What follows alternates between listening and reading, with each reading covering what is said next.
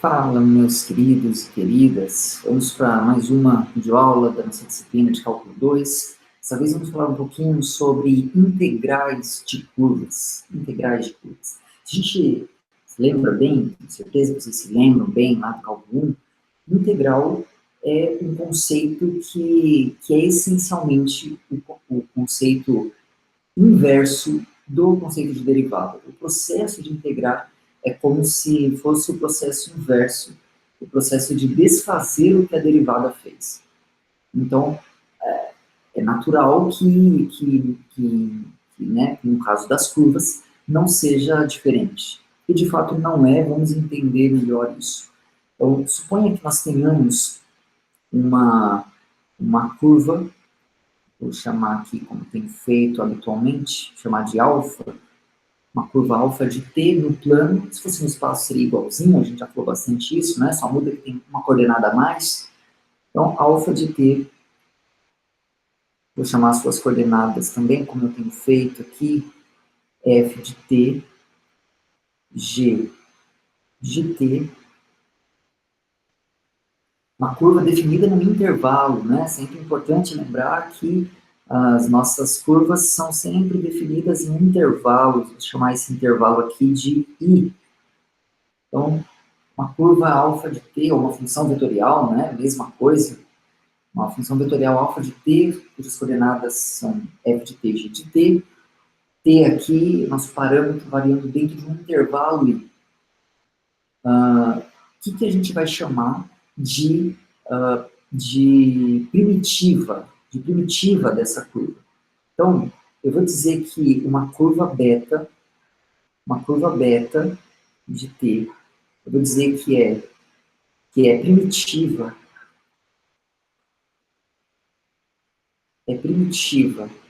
de alfa de t, se acontecer o seguinte: se, quando eu derivo essa curva beta, o resultado dá alfa. Ou seja, é exatamente o mesmo conceito lá do cálculo 1. A primitiva de uma função é aquela cuja derivada é a outra. Aqui, claro, eu estou falando de derivada de curvas. Então, digamos que essa curva beta tenha como funções coordenadas, né, seja dada pela seguinte equação vetorial: f maiúsculo de t, g maiúsculo de t. Então, dizer que beta é primitiva de alfa é dizer que a derivada da beta é alfa. Mas essa igualdade aqui de duas curvas, essa igualdade ela acontece se, e somente se, as coordenadas correspondentes forem iguais. E as coordenadas da derivada de beta, como nós vimos na aula anterior, são dadas pelas derivadas de f maiúscula e de g minúsculo, de g maiúsculo. Portanto, essa igualdade aqui significa exatamente que f maiúscula derivada deve ser igual à primeira coordenada. Essa é a primeira coordenada da curva beta', deve ser igual à primeira coordenada de alfa, que é f' de t. E, da mesma forma, a derivada de g maiúscula deverá ser igual a g minúscula. Ou seja, se beta é primitiva, se a curva beta é primitiva da curva alfa, então as coordenadas da curva beta são primitivas das coordenadas correspondentes da curva alfa. Isso aqui significa dizer que f maiúscula é primitiva de f minúscula. De baixo, a mesma coisa. G maiúscula é uma primitiva de g minúscula. O que seria, então, a integral indefinida dessa curva alfa definida em intervalo da reta? É, assim como era no cálculo 1, o conjunto de todas as primitivas da curva alfa.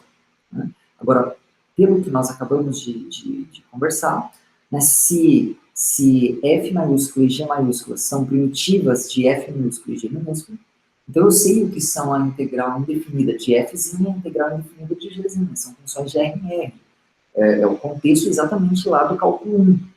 Portanto, o que seria aqui, nesse caso, a integral, vou posicionar aqui de modo a caber aqui no que está sendo mostrado, né, para vocês.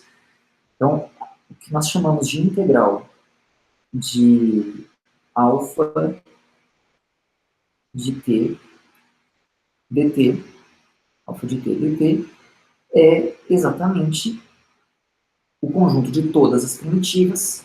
Acontece que o conjunto de todas as primitivas, né, vai ser exatamente todas as curvas cujas coordenadas são as primitivas de f e de g, das coordenadas da curva alfa, e, portanto, a gente pode escrever isso aqui assim. Isso é beta de t, aquela primitiva particular que a gente já assumiu ali, mais uma constante c, mas aqui temos que tomar um cuidado, né? Essa constante c não é mais um número, essa constante é um vetor, beta é um vetor, né? Ou um ponto, né? Conforme aí a forma como quisermos olhar, né? Portanto, eu só posso somar aqui vetores, né?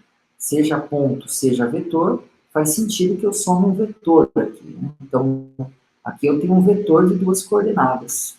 Então, se a integral de fzinha é f maiúscula de t mais uma constante C1, e se a integral da gzinha é g maiúscula mais uma constante arbitrária C2, então a integral da curva alfa nada mais é do que a primitiva beta de t mais um vetor constante arbitrário C, né, cujas coordenadas aqui são exatamente C1 e C2. Então, calcular integral de uma curva exatamente como era no caso da derivada. Quer integrar uma curva? Integre cada uma das coordenadas. O que é bastante natural de se esperar, né? Porque integral é esse conceito inverso do conceito de derivada.